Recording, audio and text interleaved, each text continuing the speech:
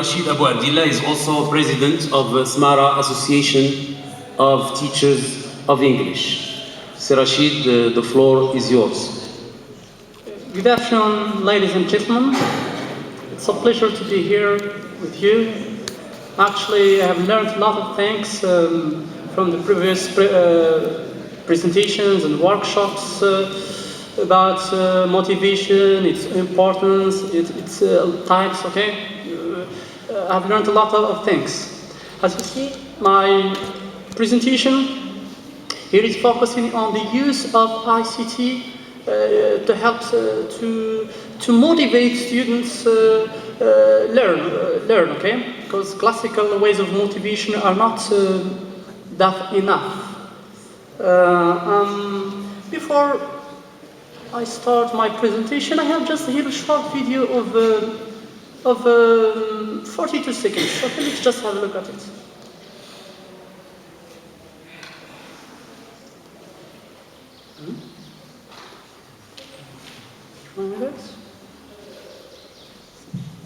No.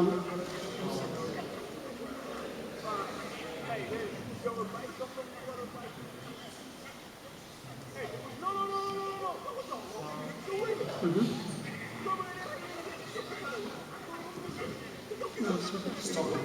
Yes, stop it.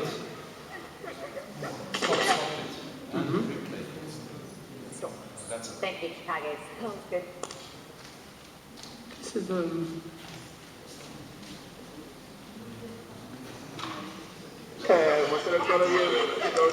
is just a short. Hey, man, put your face up on the face.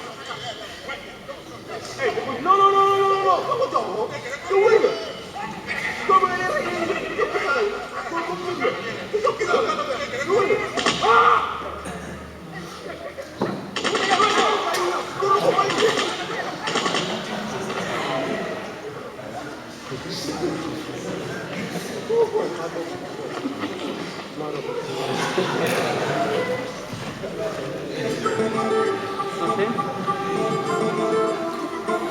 Okay, thank you. This is just a short video. Okay, just I wanted to just warm up. Okay, make it. It can help also with our students.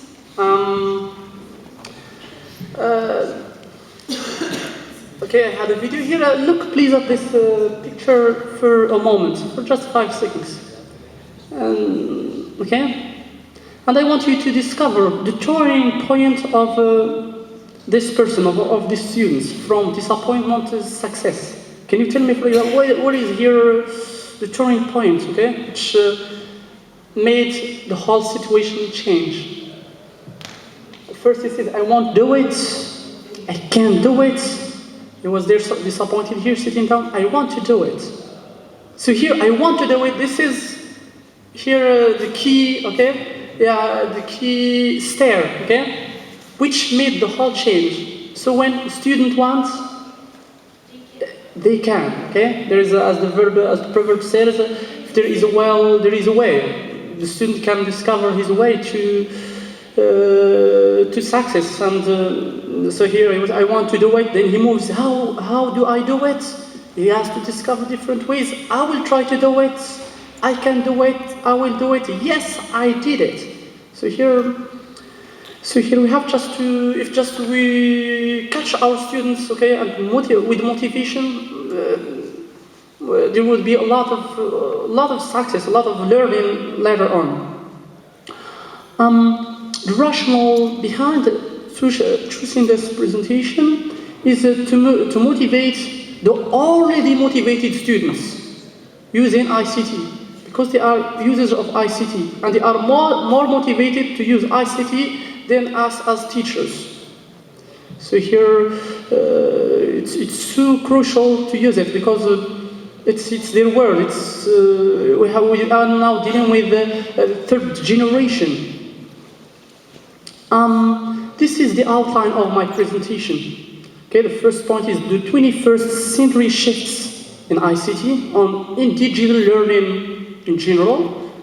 Why ICT as a motivational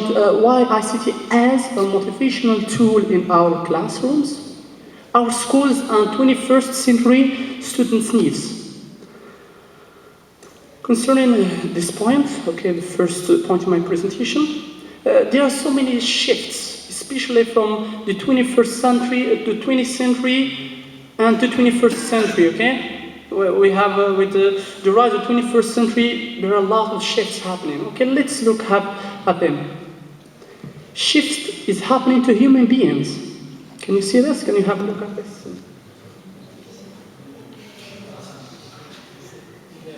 We have here ages, okay? Before we had Stone Age, true history, okay?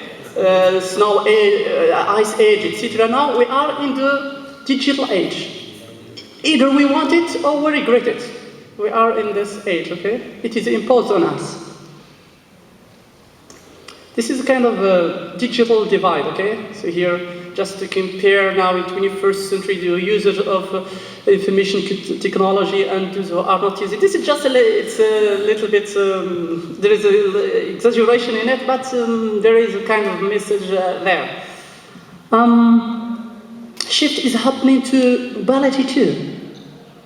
You can see before, okay, now with years after years, the digital gadgets are becoming smaller and smaller, and you can take it with you anywhere you want. So it makes learning more easier.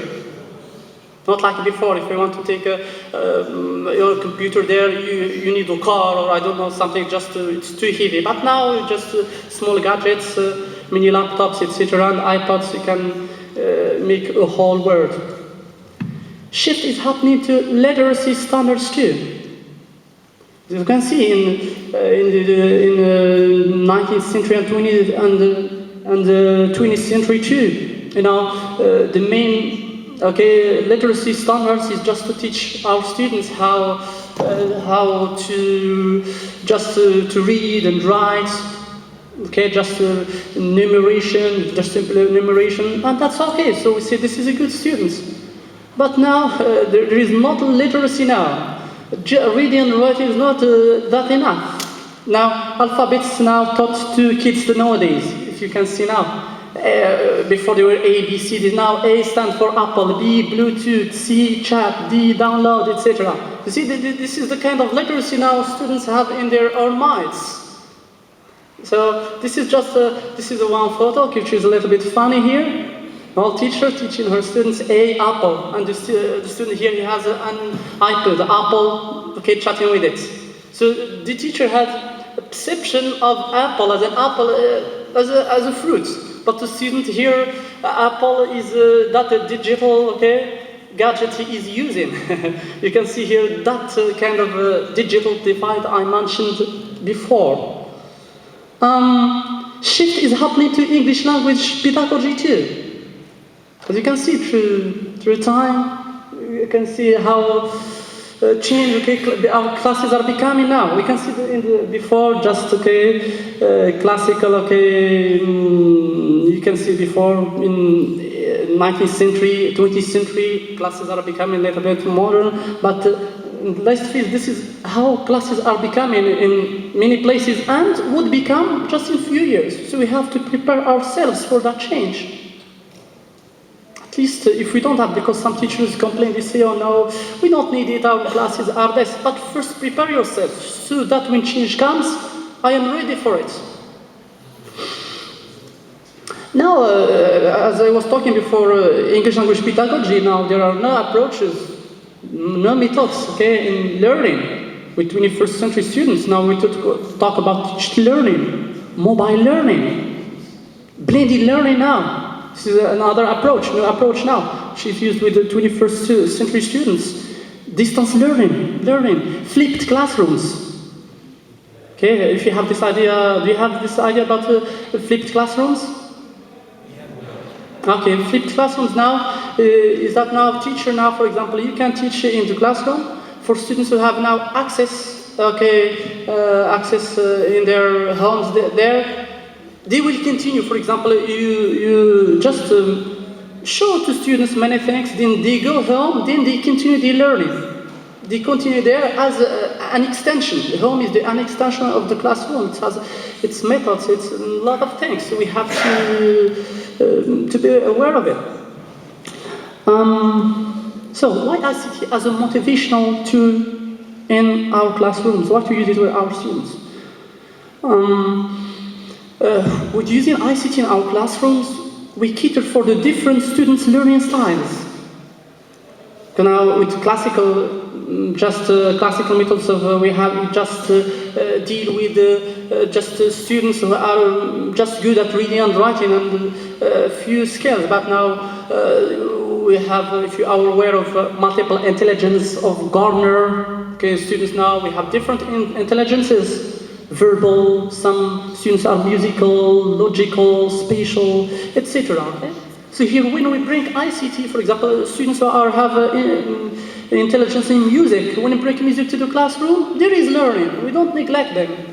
It's not like if you have never brought music to classroom. Some students are logical, sometimes you have to bring, different intelligences are here. So with ICT, we provide that we guarantee more learning to different students with different intelligences, not just with one type of students, and neglect other students the whole year. ICT creates also low anxiety environment in classrooms. You can see, for example, if you bring about now a recorder, for example, with cassette to students, they are cheerful, oh, we are going to have a song today. They are really prepared, okay? This kind of motive, so it creates whatever. You bring, for example, your laptop with data show, you can see that they know that there is change, and you can see they are smiling, their face, their eyes are sparkling with motivation to learn. So here when you have low anxiety, there is fun, of course. It's the fun in the classroom, to fun. And when it's fun and students are relaxed here, there are more learning results. This is by research, okay, this is from my research. Digital immigrants, and now we talk about digital immigrants and digital natives. Do you have an idea about this, those two terms? Yes, that's okay. So we can describe ourselves as teachers, parents. We can as digital immigrants. Considering our students, they are digital natives. This is just a small definition. Okay, digital immigrants, you are a digital immigrant if you did not grow up with technology. We haven't grown up with technology since we were child, so we are just immigrants. With technology, are older than 30 and are often overwhelmed by the emerging nature of communication, the internet, and the speed at which everything is changing. So we are overwhelmed. Whenever we want to go to the computer, oh well, this may not work, and that's so we are just digital immigrants. Considering, I want to say we are digital immigrants. Considering digital natives, you are digital native if you grew up with digital technology, such as the internet, computer, mobile devices, and MP3s, generally comfortable. This is the key word here, we are comfortable. When we are comfortable with it, we use it as the kids now, and engaged with digital technologies and social networking, okay? So this is just a funny picture. Hi sweetie, how was school day? You can read all about it on my Facebook, Dad. So here, okay, the kids just, okay, if you want to know about it, just go to Facebook and you will find everything about me, about my personality, about anything you want. I don't have time to discuss with you, so this is just a funny one. Yes, this is DCL. Do you know what does it stand for? This term. Okay, it's a new term now used, okay? It stands for digital second language. Digital second language. Babies now, the first language now they learn, of course, is their mother tongue. It's something normal. You need a mother tongue, okay? Then after this, what is the second language? The second is the language of technology. This is the second language they are learning now. So they master it. They're good masters of this language. Not like us. So there is a big challenge among us as digital immigrants. So here, this is also another push that should lead us to learn more about ICT and try to use it with our students. Our students and 21st century needs. But also because we are in the first 20th century now, more our students have different needs, not like the needs we had before, when technology was just taking little progress bit by bit. So here, are we preparing students for future jobs? Our schools prepare students who just memorize and consume information with no practical skills in everyday life. Just you have to consume a lot of information, then return back, spoon feed them, then you have exam, you have to give them back to me. What about some practical things in real life?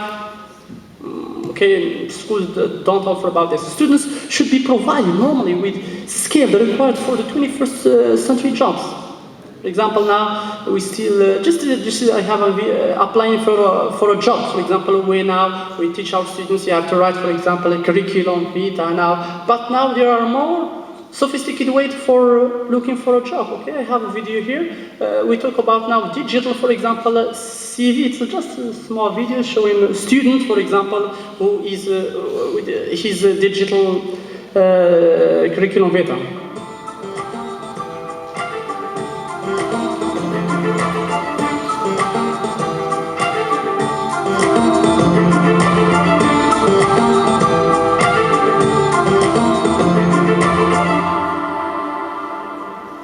It's Bangladesh.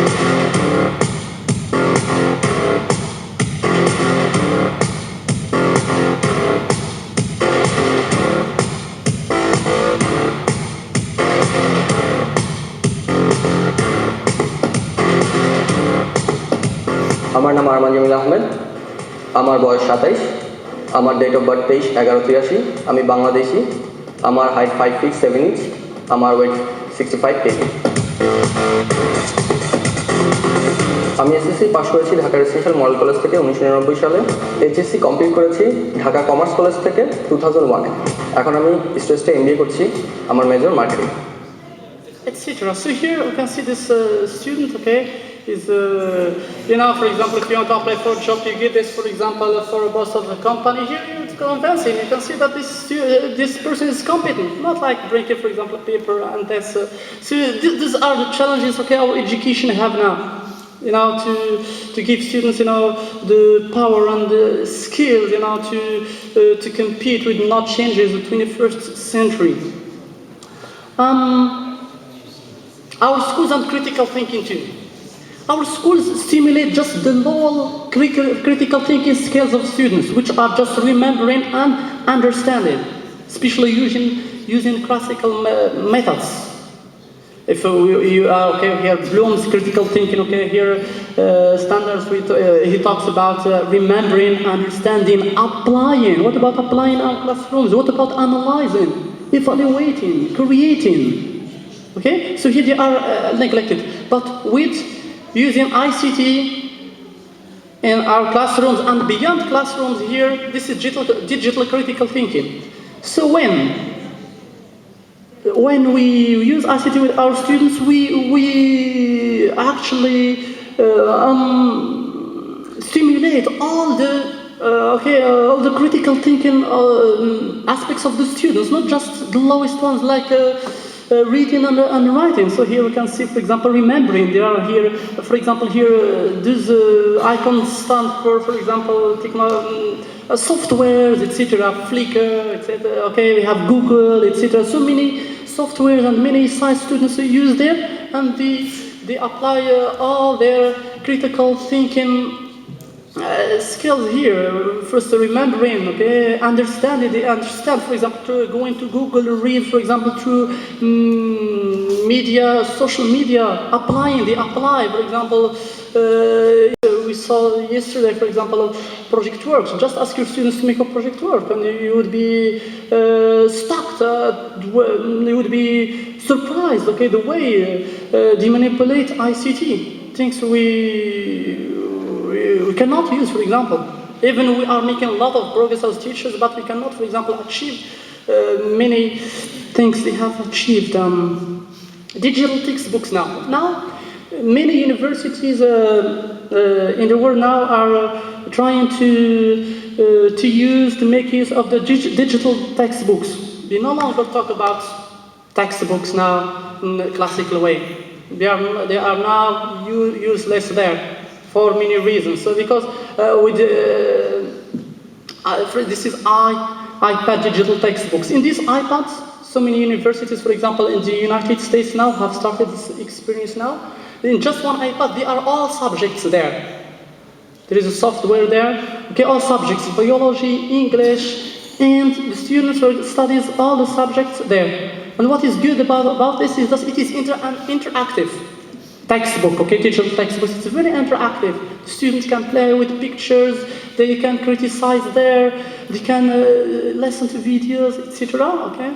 I have a video here just showing an experience of one university in the United States using this digital iPad. Okay. Thank you, Chicago. It sounds good to me. Well, the traditional books are on their way out in one central Indiana high school. This fall, parents in Danville will pay to rent iPads instead of books. Eyewitness News reporter Sandra Chapman shows us how it could be re-energizing learning and cut costs at the same time. It's not a sure shot, but school administrators in Danville are putting their textbook funds into a different bucket. Starting this fall, students will leave their books behind for iPads. The student can rotate it around, they can bring it up, zoom in on it, and talk about the different parts of the brain. I'm pretty excited about it. Like, I really want them. I think they're going to be useful and just entertaining. 900 iPads at a cost of $500,000. Superintendent Dennis Ward says his staff has found creative ways to move students into the information world. This is the third year the district here in Danville has decided not to purchase new textbooks. Instead, they put the money towards new technology. What we pay for an iPad, in 1 year of not buying brand new textbooks, we recoup that cost. Textbooks are usually, most of them are averaging over $100 a piece. Parents who opt in will pay a $30 technology fee 3 times a year. For students who qualify, the Indiana Department of Education will reimburse the school for electronic textbooks or iPads. We're estimating an average of somewhere between $60 and $150 reduction in textbook rental per student at the high school. But there are risks, starting with internet content. That our filters will be on the iPads, even. Just okay. This is the video showing now this experience of the iPad textbooks now, and this university finding that they are even sometimes they can be cheaper, because when you want to buy, for example, for a student different subjects books, okay, you may be they are very expensive, especially in private schools. And they would be outdated, just okay, you use them one time, then you throw them. But for digital, okay, it may be less expensive here.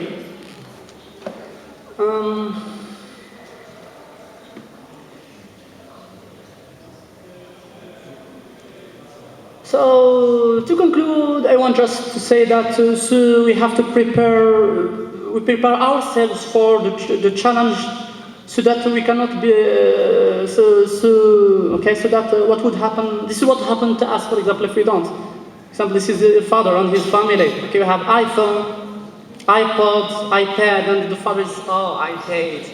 He's just paying and he's not using, so he's just affecting.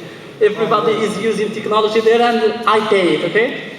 That's an I dead. I dead. Or I am dead.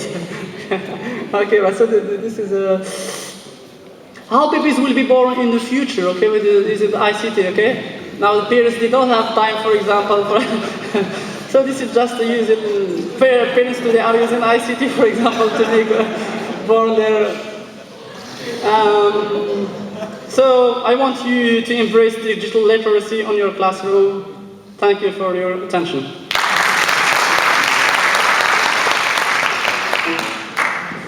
Thank you, Mr. Rashid Abou